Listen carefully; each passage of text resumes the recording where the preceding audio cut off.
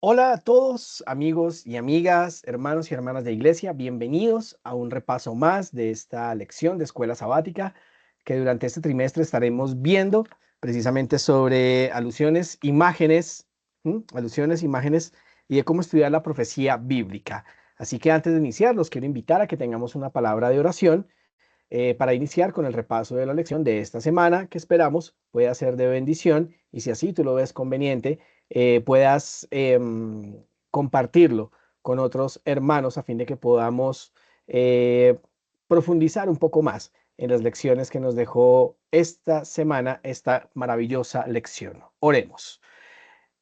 Bendito sea, Señor nuestro Dios, que nos has acompañado hasta este momento.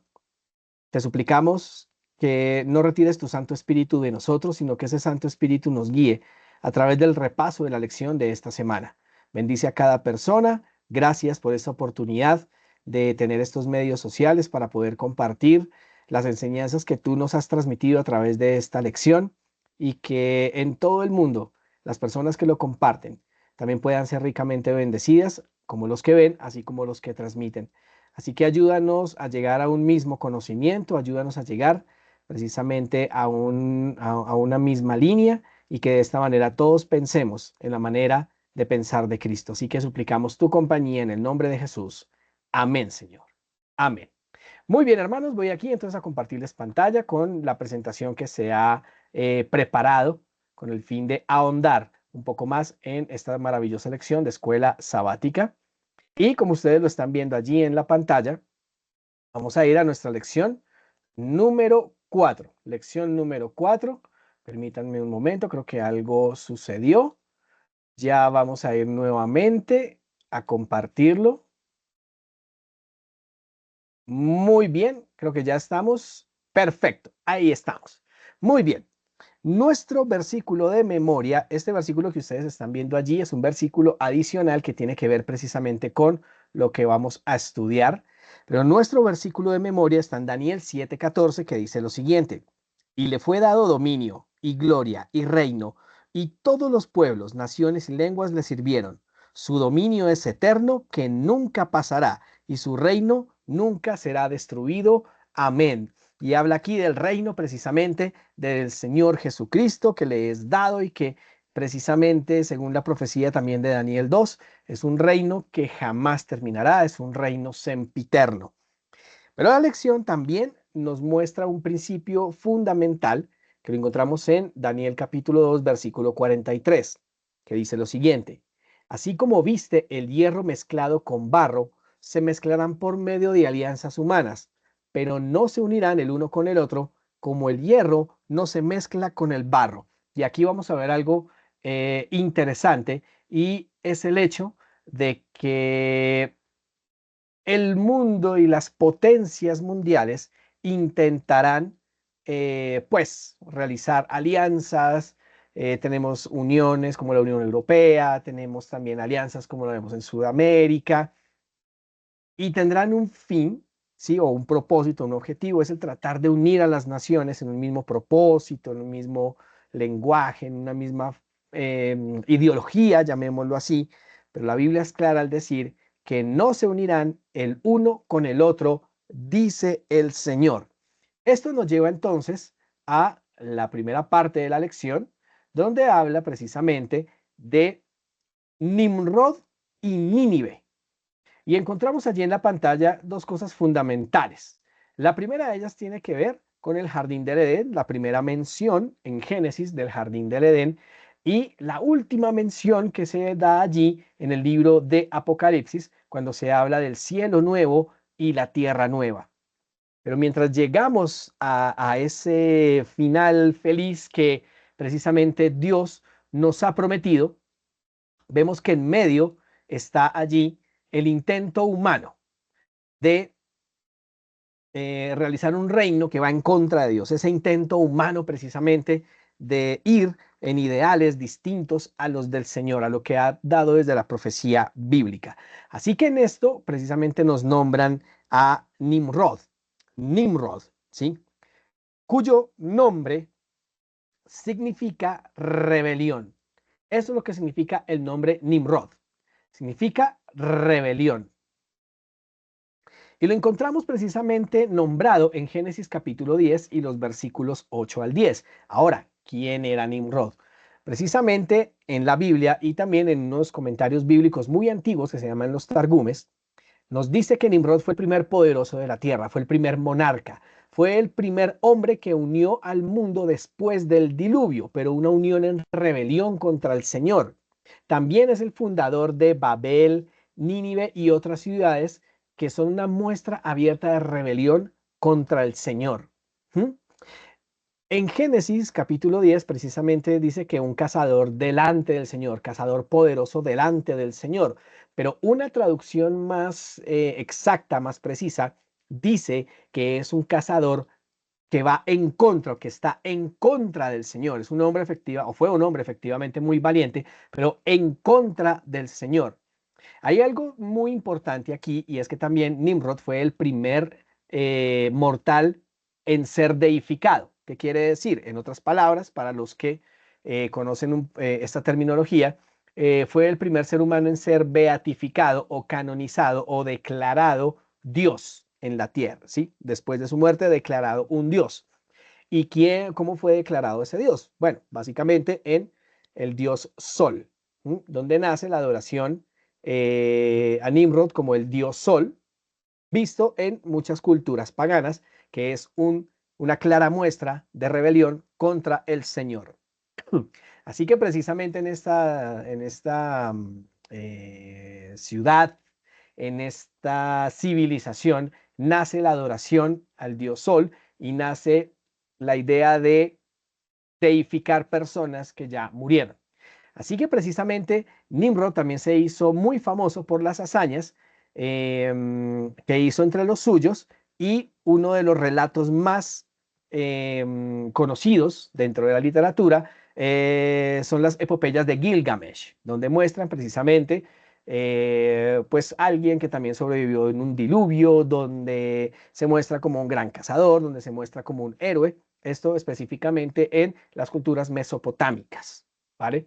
Entonces, en ese orden de ideas, a partir de esto se construyen ciudades, las ciudades-estado, donde se desprenden otras ciudades más y poblaciones que son enemigas de Dios y que hacen guerra a su pueblo, que hacen la guerra a su pueblo. Así que no solo nace una rebelión contra Dios en temas de adoración, en temas de ir en contra de lo que Dios ha dicho, o pasa. La Torre de Babel fue construida con un propósito de rebelión, sino que también nacen estas poblaciones enemigas que hacen la guerra contra el pueblo elegido del Señor, y eso lo se ve alrededor de la historia bíblica y de la historia universal. Así que en ese orden de ideas, ¿sí? En ese orden de ideas, la rebelión, la rebelión puede llegar a ser muy sutil. Y de hecho, la pregunta de la primera parte del día domingo pone una pregunta bastante interesante allí y es, ¿por qué el pecado de la rebelión contra Dios es más sutil de lo que percibimos? ¿Cómo podemos resguardarnos de este rango tan humano? ¿Y por qué es más sutil? Fíjense ustedes, allí tenemos un versículo, 2 Corintios capítulo 11 y el versículo 3, que dice lo siguiente, pero temo que como la serpiente con su astucia engañó a Eva, vuestros sentidos sean de alguna manera extraviados de la sincera fidelidad a Cristo. ¿Cómo puede ser sutil? Es el hecho de que la serpiente es astuta, es el hecho de que el diablo es astuto, es mucho más inteligente que tú y yo, que miles de personas juntas. Y él de maneras muy sutiles, y esto ya lo vamos a ver más adelante en la lección, de maneras muy sutiles, de maneras muy solapadas, empieza a meter cosas que van en rebelión contra Dios. Y lo hace a través de sus agentes humanos. Por ejemplo, líderes políticos, líderes religiosos, líderes económicos, los ahora llamadísimos influencers, de lo que está lleno ahora las redes sociales, y que tal vez, y me puedo asegurar que en muchas de estos contenidos, pues el enemigo se disfraza con el fin de que las personas vayan en rebelión contra Dios. Y precisamente las redes sociales están llenas de eso. TikTok es una red que se volvió bueno, que en principio era solo para bailes sugestivos, ahora se volvió en un centro de debates donde hay de todo. Allí hay de todo y sencillamente cuando se examina con la lupa y la palabra de Dios, vemos que en realidad pues muchos de ellos tal vez no sepan muy bien qué están diciendo, pero sí están enseñando rebelión contra Dios. Otros sí lo hacen de manera muy premeditada, no necesariamente son ateos, ¿vale? Entonces hay que tener mucho cuidado con eso, porque ¿cómo podemos resguardarnos? Fíjense que el Edén, el Génesis, nos da la respuesta. Cuando leemos, ¿sí? Cuando leemos, precisamente vemos que Eva pudo haber rechazado a la serpiente, simplemente no discutir con la serpiente, simplemente no entablar ningún tipo de conversación, sino ir a buscar precisamente a su esposo. Nosotros como iglesia no hemos de discutir con el pecado, no hemos de entablar ni siquiera el más mínimo debate. Simplemente vamos a buscar al Señor Jesucristo, a nuestro esposo, para que podamos ser resguardados en la tentación. Así que hay que tener mucho cuidado porque el enemigo es muy sutil para meter rebelión contra Jehová. Y quiero dejarles una tarea, un reto, si deciden aceptarlo, y es que por favor lean el capítulo 28 del libro del profeta Jeremías. Capítulo 28, y ustedes van a encontrar van a encontrar este mismo principio expuesto en ese capítulo, que es donde Jeremías, el profeta del Señor, se enfrenta contra Ananías, un presunto profeta del Señor. Ambos tienen un mensaje, pero uno de ellos lleva a la rebelión y a engañar al pueblo. ¿Vale? Entonces, examínenlo, se los dejo de tarea para que vean ustedes las sutilezas del enemigo, cómo puede llevar cómo nos puede llevar a la rebelión y al engaño, hablando en nombre del Señor. ¿Vale? Entonces, pasamos a la siguiente parte de la lección donde nos habla del llamado de Abraham, ¿sí? Y nos dice precisamente uno de los versículos, Génesis capítulo 12, versículos 2 y 3 nos dice lo siguiente: y haré de ti una gran nación, y te bendeciré, y engrandeceré tu nombre y serás bendición. Bendeciré a los que te bendijeren y a los que te maldijeren maldeciré, y serán benditas en ti todas las familias de la tierra o todas las naciones de la tierra, dicen otras versiones. Así que precisamente hay algo interesante allí, y es que, ¿por qué Dios llama a Abraham? ¿Cuál es la razón? Pregunta aquí, hace la pregunta, la lección de esta semana, y es que precisamente dice que hará de él, primero, para ser una gran nación. Recordemos que Abraham fue llamado de una tierra completamente pagana, ¿sí? De Ur de los Caldeos, una tierra completamente pagana, con costumbres enteramente paganas. Y cuando lo llama, primero es para hacer de él una gran nación, ¿sí? Y algo más importante es que dice, serás bendición, y en ti serán benditas todas las familias de la tierra. Bien, así que en ese orden de ideas hay un propósito, ¿sí? Y Abraham da una respuesta de fe.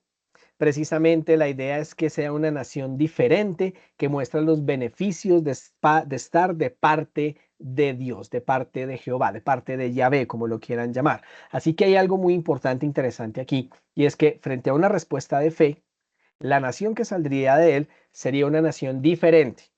Sería una nación que mostraría cosas diferentes, costumbres diferentes, hábitos diferentes de las naciones paganas que más imperaban en aquel tiempo.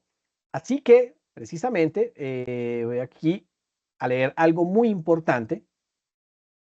Y esto lo encontramos en el comentario bíblico adventista, que nos dice lo siguiente. Fíjense lo interesante de esta cita, que dice lo siguiente. La verdadera grandeza debía resultar del acatamiento de las órdenes de Dios y de la cooperación con su propósito divino. Fíjense donde nos dice cuál es la verdadera grandeza, y tiene que ver mucho con las últimas partes de la lección. Los edificadores de Babel habían pensado hacerse un nombre desafiando a Dios, y sin embargo no ha sobrevivido ninguno de sus nombres. Por otro lado, Abraham sencillamente debía ir donde Dios lo dirigiera a fin de ganar fama. Aún hoy en día el nombre de Abraham es mucho más común, como no es, perdón, aún hoy el nombre de Abraham es común como un nombre personal, e incontables millones de judíos, maometanos y cristianos lo han aclamado en el pasado y todavía lo consideran retrospectivamente como su progenitor espiritual o como el padre de muchas naciones. Entonces, fíjense algo aquí interesante. Lo primero, habla de la verdadera grandeza, que está en acatar las órdenes de Dios y cooperar con el propósito divino. Que todas aquellas personas que se han levantado en rebelión contra Dios no quedan ni raíz ni rama. ¿Mm? Tal vez un triste recuerdo. Y entonces en ese orden de ideas, Dios siempre va a exaltar a aquellos siervos fieles que buscan hacer su voluntad. Importante. Tanto así que hoy en día todavía se sigue hablando de Abraham, de que es el padre de la fe, que es el padre de muchas naciones, de que precisamente fue un hombre que sencillamente no refutó las órdenes de Dios, sino que Dios le dijo, sal de la tierra, se fue. Lo vimos en la lección antepasada, sacrifica a tu hijo, lo iba a hacer. Es decir, fíjense lo importante y cómo Abraham es una muestra desde el Génesis de cómo debía ser ese pueblo una nación distinta, una nación diferente, una nación que sencillamente no pone en tela de juicio las órdenes de Dios. ¿Vale? Entonces, fíjense algo interesante de lo que nos dice Números 4 y el versículo 6. Números 4 y el versículo 6. Guardadlos, pues, y ponedlos por obra, porque esta es vuestra sabiduría y vuestra inteligencia ante los ojos de los pueblos, los cuales oirán todos estos estatutos y dirán, ciertamente, pueblo sabio y entendido, nación grande es esta. ¿Por qué? ¿Cuál era la cuestión? Fíjense algo importante y es que cuando el pueblo de Dios, cuando el profeso pueblo de Dios precisamente habla acerca de él, fíjense que más allá de hablar es simplemente, bueno, simplemente se trata de ser fiel. Cómo se es fiel? En los hechos. Por eso dice, guardarlos, póngalos por obra, y allí está la sabiduría y vuestra inteligencia delante de los ojos de los pueblos. Fíjense algo importante, algo interesante, y es que los demás pueblos van a saber a quién adoramos. Los demás pueblos van a saber exactamente a quién seguimos, porque su pueblo profeso, habla, dice, profesa y hace todo lo que el Señor diga, sus mandamientos. Es decir, van a ver que hay algo diferente. Y déjenme ponerles un ejemplo pequeño. Las naciones paganas anteriormente lo que hacían era sacrificar a sus hijos al fuego. El pueblo de Dios no lo hace. Gran diferencia. Entre las naciones paganas, y ustedes lo pueden ver a través de la historia, hay relatos de traición, hay relatos, por ejemplo, en el pueblo egipcio habían relatos de traición entre los mismos faraones, sus hermanos, que se mataban los unos a los otros con el fin de conseguir el poder. En el pueblo de Dios no debería pasar así. Sí, no pasa así, pero cuando la gente ve esas cosas, eso es un verdadero testimonio y saben que hay una gran nación, saben que Dios está con esa nación y empiezan a ver que hay algo diferente. Así que en ese orden de ideas, vamos a ver este pequeño mapa donde nos muestra precisamente algo importante y es que los estatutos y los decretos hacen sabios y entendidos aquellos que siguen a Jehová. ¿Mm? Y asimismo, la gente está viendo que Jehová está cerca de su pueblo. Y al estar Jehová cerca de su pueblo, puede ver que ese pueblo es organizado y tiene leyes completamente justas. Eso nos lleva a que todas estas cosas que hemos visto desde el principio, ¿sí? No lo olvidemos y sobre todo dice el Señor, hay que enseñarlo a nuestros hijos y a los hijos de nuestros hijos, a fin de que esa sabiduría, a fin de que todo esto se perpetúe y de esa manera los pueblos a nuestro alrededor, las personas a nuestro alrededor, puedan ver que en realidad somos diferentes. ¿Mm? Tremenda lección, tremenda lección. Así que precisamente vamos a ver allí un pequeño paralelo que nos muestra en Génesis 12:1 como primera mención, cuando Dios dice, vete de tu tierra y de tu parentela. Y vemos este contraste marcado en lo que nos dice Apocalipsis 18 y el versículo 4, cuando el Señor dice, salid de ella, pueblo mío. Salid de ella, pueblo mío. Salid de Babilonia la grande. ¿Mm? Cosas que debiéramos pensar y que vamos a ver más adelante, que es parte de lo que constituye Babilonia o este paganismo que se mezcló con el cristianismo gracias a Constantino el Grande. Así que ahí de este punto partimos a la siguiente parte de la lección que habla del día martes. Pidió perdón, recibió lo que pidió. Recibió lo que pidió. Y dice precisamente Deuteronomio, capítulo 17, versículo 14. Esto es una profecía que el Señor ya le había dado a Moisés. Y en esa profecía ya le había dicho a Moisés que el pueblo pediría un rey como las otras naciones. Dice entonces Deuteronomio 17, 14, cuando hayas entrado a la tierra que el Señor tu Dios te da, y tomes posesión de ella y la habites, y digas, pondré un rey sobre mí, como todas las naciones que están en mis alrededores. Dios ya había dicho que el pueblo en su momento, en un momento futuro, pediría un rey como las demás naciones. Y efectivamente, pues eso pasó. Y es lo que estamos viendo aquí precisamente en Primera de Samuel 18, versículo 4, que nos dice, constitúyenos ahora un rey que nos juzgue como tienen todas las naciones. ¿Mm? Y este punto es muy importante, hermanos, porque de aquí parte una enseñanza grandísima y tremenda que tenemos que ver para el día de hoy. Si hay algo que está pasando precisamente en la iglesia laodicense, hablándolo en términos simbólicos, es que estamos viendo que cada vez más se están empezando a adoptar cosas como las demás naciones. Ya lo vamos a ver más adelante. Es un peligro latente. Los israelitas en su momento no querían que el Señor nos gobernara, sino querían tener un rey como las demás naciones. ¿Cómo lo interpretó el Señor? De esta manera, versículo 7, primera de Samuel, capítulo 8, versículo 7.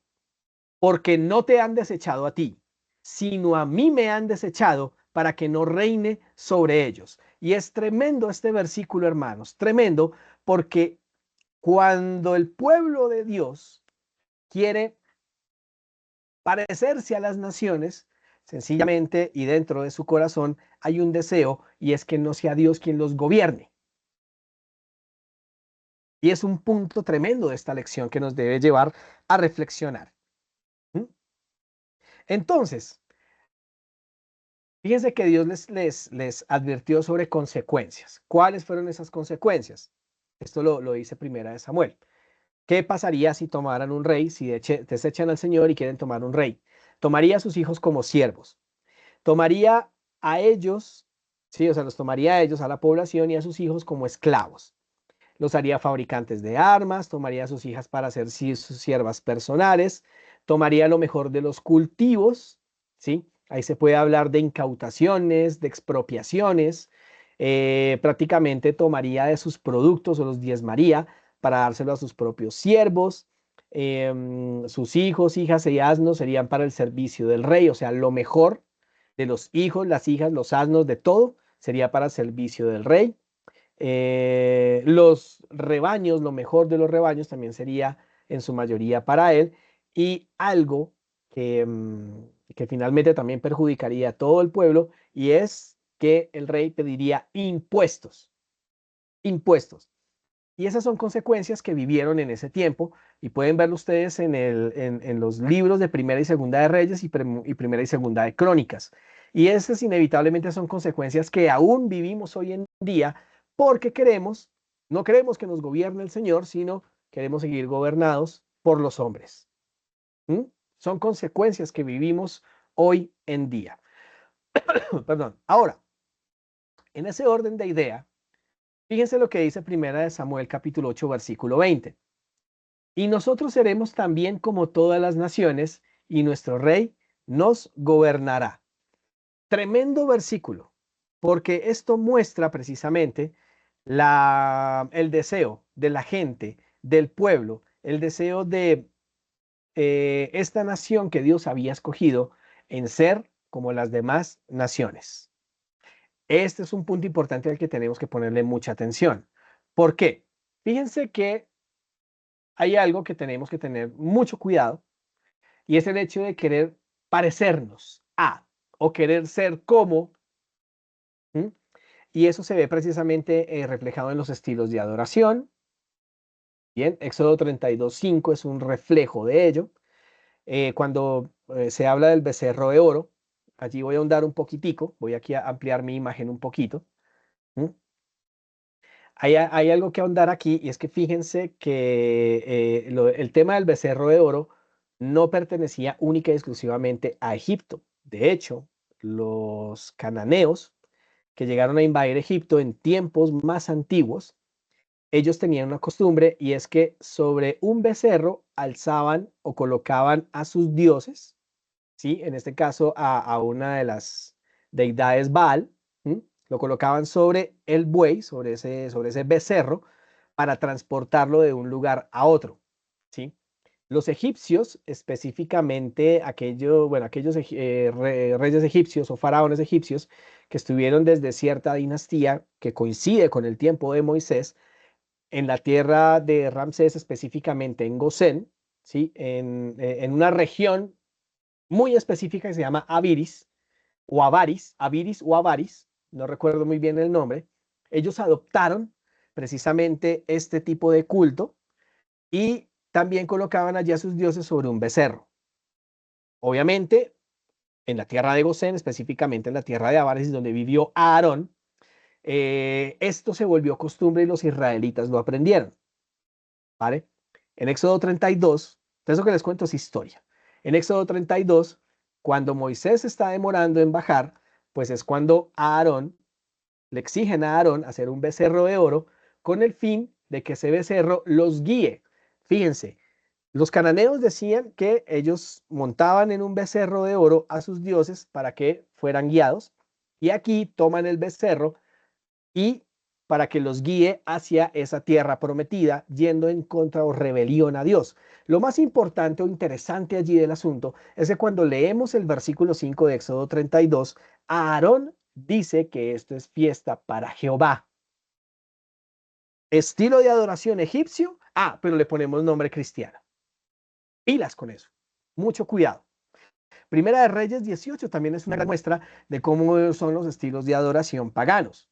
¿Mm? Tenemos que mirar hoy en día qué es lo que pasa. Estamos adoptando qué estilos de adoración. Entonces, también podemos tomar los estilos de vida, ¿sí? Los estilos de culto, los estilos de predicación, los estilos de alimentación insalubre, ¿Mm? E inclusive el estilo de hacer negocios. Si algo pasa, por lo general, es que la gente es tramposa. Hoy en día es muy tramposa, estafadores. Entonces es bastante complicado, ¿sí? Inclusive los estilos de enseñanza. Los estilos de enseñanza, y eso se ve algo muy reflejado también en el libro de Daniel, capítulo 1. Así que precisamente cada día, y esto es una declaración precisamente que debería llevarnos a la reflexión, y es que cada día el cristiano se parece más a las naciones que lo rodean. Cada día el cristiano, especialmente los jóvenes, quieren parecerse más a las naciones que lo rodean. Y no se está viendo diferencia.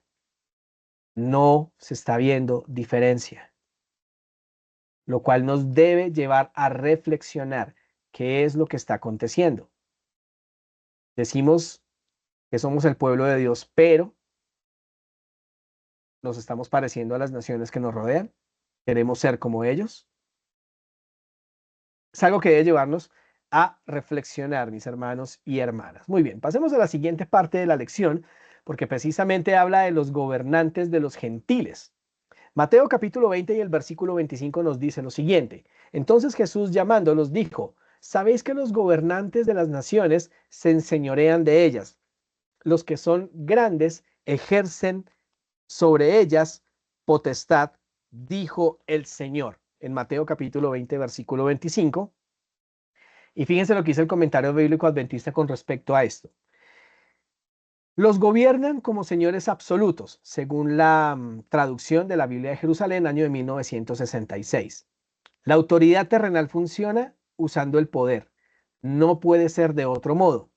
Y entonces empezamos a ver todo esto, o más específicamente entre la unión de iglesia y Estado, que empezó a nacer, primero de manera muy solapada, con Constantino el Grande, Constantino en la época entre el 321 y el 333, más o menos.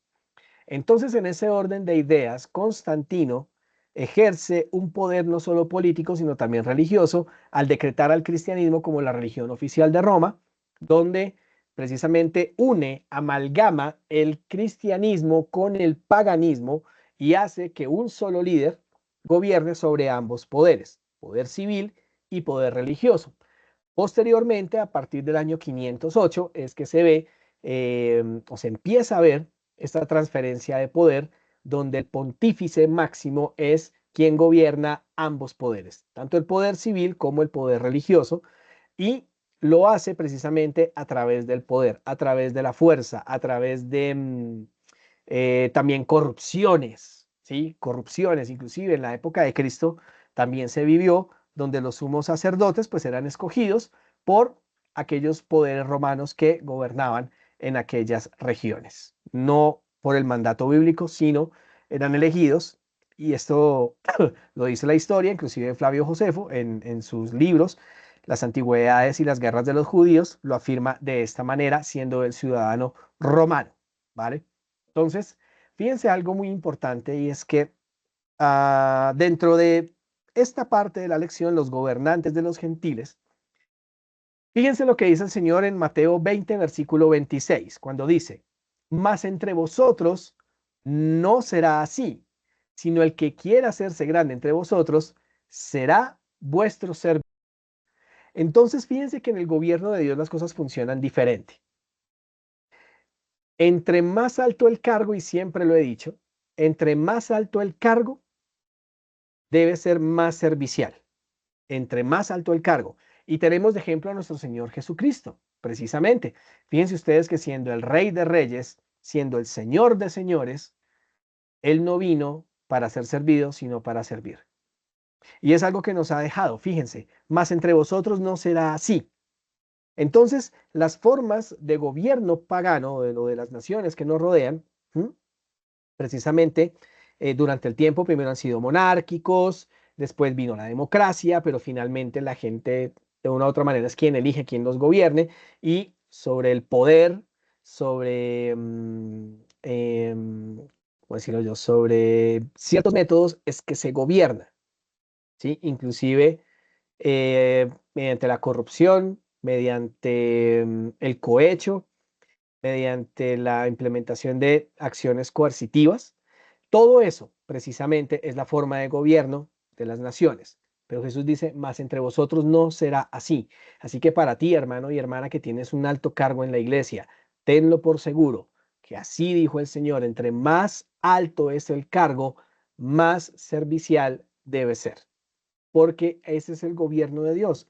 Jesús, que no le importó precisamente despojarse de su divinidad, despojarse precisamente de todo lo grande que tenía, ¿sí? Como algo a que aferrarse, vino aquí, vivió como uno de nosotros, semejante a uno de nosotros, y vino a servir para salvar. Por eso, precisamente, bajo el gobierno de Dios, todo es servicio y no dominio. Son cosas completamente diferentes, ¿sí? Los gobiernos del mundo hablan y hacen todo sobre el dominio. El reino de Cristo, el reino del Señor es diferente. ¿Mm? Eso nos lleva entonces precisamente a la siguiente parte de la lección, una luz para los gentiles. ¿Cuál es el propósito de que Dios haya escogido un pueblo? ¿Cuál es el propósito de que a través de las eras Dios ha tenido un pueblo especial? ¿Cuál ha sido ese propósito?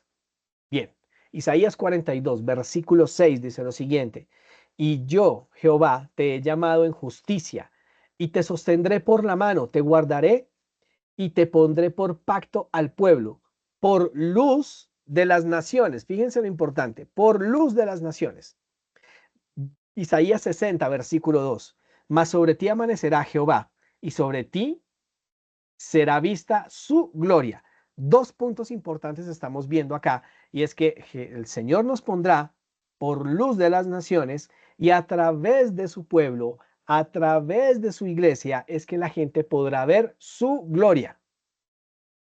Por eso es tan importante manejar el buen testimonio. No podemos ser cristianos, no podemos ser adventistas del séptimo día, simplemente de palabra. Nuestras acciones van a hablar para ver si en verdad somos luz de las naciones, o si a través de nosotros van a poder ver la gloria del Señor. Es muy importante. La lección es muy importante. Así que vamos a ver ocho puntos importantes de cuál es el propósito de Dios para su iglesia. ¿Cuál es ese propósito? Primero, la predicación del evangelio, la práctica de su ley, recibir la fe y vivir por fe, ser un buen testimonio personal, esto es supremamente importante, ¿m? Proclamar el carácter de Dios, anunciar el mensaje de la salvación, presentar a la gente a Cristo. Es fundamental, hermanos y hermanas, amigos, que tengamos esto presente. Una de las grandes funciones o de los propósitos de Dios para su iglesia es presentarle a Jesús. Y esto se hace pues a través de todas estas acciones. Llamar a muchos a abandonar las falsas prácticas. ¿Mm? Enseñar a adorar a Dios en espíritu y en verdad. Y es muy importante que tengamos esto en cuenta, hermanos y hermanas, porque miren, ahí estamos viendo algunas imágenes. Voy aquí a moverme.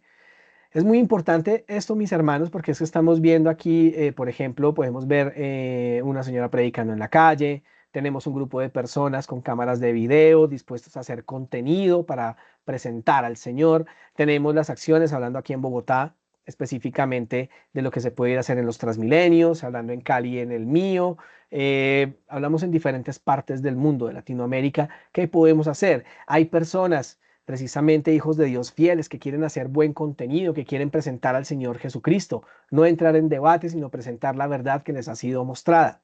¿Sí? Hay otras personas que a través de su contenido están mostrando cómo ayudar a otras más en casos de pobreza, en casos de desaliento. Y es algo muy importante porque, hermanos, estamos dormidos.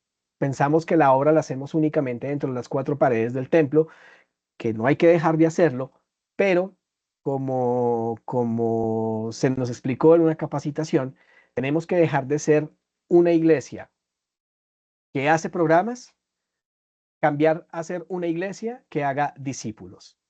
Esa es la idea y ahí tenemos el propósito de Dios para su iglesia. Así que en este orden de ideas estamos viendo que la lección nos muestra un contraste tremendo entre la forma de las naciones, cómo gobiernan, cómo son sus órdenes y cómo funciona bajo el gobierno de Dios las cosas. ¿Qué tipo de pueblo quieres ser tú? ¿Qué tipo de pueblo quieres pertenecer?